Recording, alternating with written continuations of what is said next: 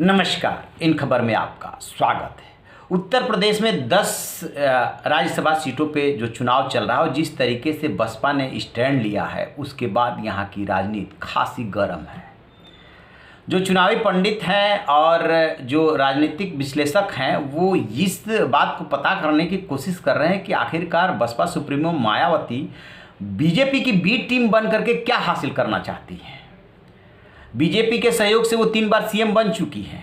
उनका किसी भी दल से कभी भी जुड़ जाना और अलग हो जाना कोई बहुत बड़ी बात नहीं है, लेकिन क्या एक राज्यसभा सीट के लिए ऐसा हो रहा है या आगे की राजनीति बहुत ज़्यादा इससे प्रभावित होने वाली है, इसको ज़रा समझने की कोशिश करते हैं। देखिए, मायावती ने जो प्रेस कॉन्फ्रेंस की उसमें सपा पे पूरा उन्होंने भड़ास निकाला। किस तरीके से लोकसभा चुनाव के दौरान गठबंधन हुआ, किस तरीके से अपने पारिवारिक झगड़े की वजह से सपा उसका लाभ नहीं ले पाई और नतीजा ये हुआ कि उसे अपेक्षित सीटें नहीं मिली।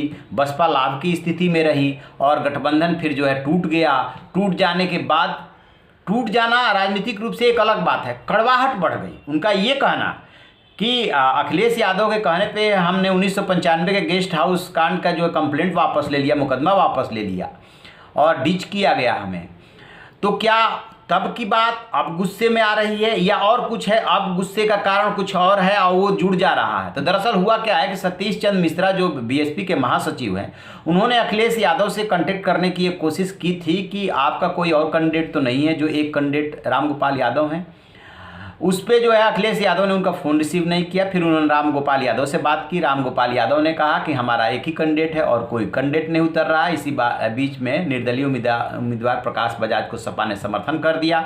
इधर बीएसपी जो है अपने रामजी लाल गौतम को उतार चुकी थी और बीजेपी ने होशियारी ये की कि 8 ही सीटों पे अपनी कैंडिडेट उतारे, जबकि वो चाहती तो 9वें पे भी उतार सकती थी।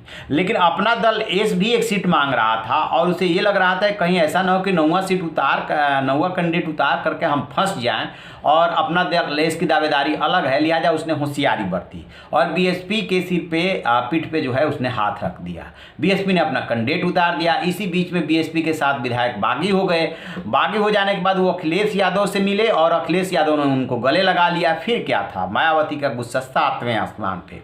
फिर प्रकारांतर से जो पीछे से झगड़ा चला आ रहा था उसको जोड़ दिया और जोड़ने के बाद सबक सिखाने की ठान ली। साफ साफ कह दिया कि यदि बीजेपी को भी हमें वोट देना पड़े तो इससे कोई दिक्कत नहीं। यानी कि उन्होंने संदेश दे दिया कि हम बीजेपी हमारी दोस्त है, सपा जो है हमारी दुश्मन है।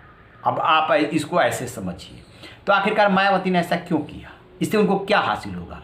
यदि राजनीति संदेशों से चलती है और मायावती ये संदेश दे रही हैं कि वो बीजेपी की बी टीम है, तो इसका कोई तो मतलब हुआ, कुछ तो उन्होंने सोचा होगा।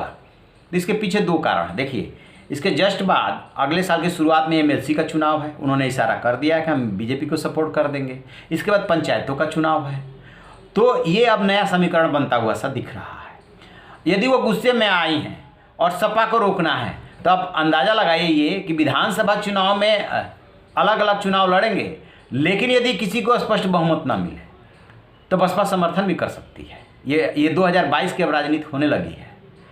क्या गठबंधन बनेगा? गठबंधन के बाद की राजनीति होगी, क्योंकि ये भी हो सकता है कि अलग अलग चुनाव लड़े और उसके बाद फिर नया समीकरण बने। लेकिन जो जानकारी मिल रही है उस जानकारी के मुताबिक अभी तात्कालिक कारण जो है वो एमएलसी चुनाव, पंचायत चुनाव और राज्यसभा चुनाव है। और उधर जो बीजेपी के शीर्ष नेतृत्व से बातचीत हुई है उसमें मायावती को एक बात लग रही है कि उत्तर प्रदेश की राजनीति आज की तिथि में ऐसी हो गई है कि अब सपा बसपा के लिए अकेले के दम पे आना मुश्किल लग रहा है। अभी है 1 सवा साल, लेकिन मुश्किल लग रहा है। ऐसे में क्या मायावती अपने लिए सोच रही हैं? तो अपने लिए सोच रही थे, क्या वो दिल्ली पहुंचना चाहती है? दिल्ली में किसी बड़े पोस्ट पे पहुंचना चाहती है? तो अलग अलग तरह की बातें आ रही है। एक बात ये आ रही कि बड़ी डील हुई है, रायसीना हिल पे पहुंचने की तैयारी है। तो मायावती अपने लिए यदि कोई चीज़ मांग रही हैं या डील कर रही हैं तो उसमें वो छोटे स्वार्थ को, यानी कि उत्तर प्रदेश में अपेक्षित संख्या बल उनके पास नहीं है तो उसको छोड़ सकती है। एक बात विधानसभा चुनाव की ये समझ में आ रही है। लेकिन जहाँ तक राजनीतिक बात है कि क्या उनको नफ़ा हुआ, तो नफ़ा तो कोई नहीं दिख रहा है। नफ़ा तो सपा को ही दिख रहा है। क्यों? क्योंकि यदि विपक्ष की राजनीति करनी है तो कांग्रेस अभी बेशक प्रियंका गांधी चाहे जितना जोर लगा ले, कहीं बहुत ज़्यादा दिख नहीं रही है। तो मुख्य विपक्षी दल कौन बन रहा है? सपा बन रही है। और जो विधायक टूट करके उधर गए हैं, बेशक उन्होंने निलंबित कर दिया, उसमें ज़्यादातर मुस्लिम विधायक हैं। तो जो सपा का गठबंधन की वजह से सपा का मुस्लिम वोट बैंक बढ़ रहा था, जो गठबंधन किया था उसमें दुविधा की वजह से, वो जब उसे पता चलेगा कि बीएसपी बीजेपी की तरफ जा रही है तो वो किसके तरफ सरकेगा? यदि वो दुविधा में था तो सपा की तरफ जाएगा। मजबूत कौन हुई? सपा हुई। तो राजनीतिक रूप से तो साफ साफ जो है सपा जो है लाभ में दिख रही है, जो कुछ भी अभी हाल की राजनीति हुई है। लेकिन यदि डील के हिसाब से देखेंगे आगे चल करके, यदि ऐसा होता है तो निश्चित रूप से मायावती ने बड़ी डील की है और बीजेपी को यूं ही वो सपोर्ट नहीं कर देंगी। पीछे की राजनीति यदि आप देखें, जम्मू कश्मीर का धारा 370 का जो भी मसला है पूरा, उस पर उन्होंने सपोर्ट किया। छत्तीसगढ़ के बारे में माना गया कि तीसरा मोर्चा बना करके उन्होंने यदि चुनाव लड़ा तो उसमें भी कहीं ना कहीं बीजेपी को लाभ पहुंचाने की ही नीयत थी। अभी हाल के दिनों में जो चाहे हाथरस की घटना हुई है या देश भर की और कोई भी मुद्दा रहा हो, उस पर मायावती या तो बहुत ज़्यादा मुखर नहीं रही और यदि थोड़ा बहुत उन्होंने बोला तो औपचारिकता ही निभाई है।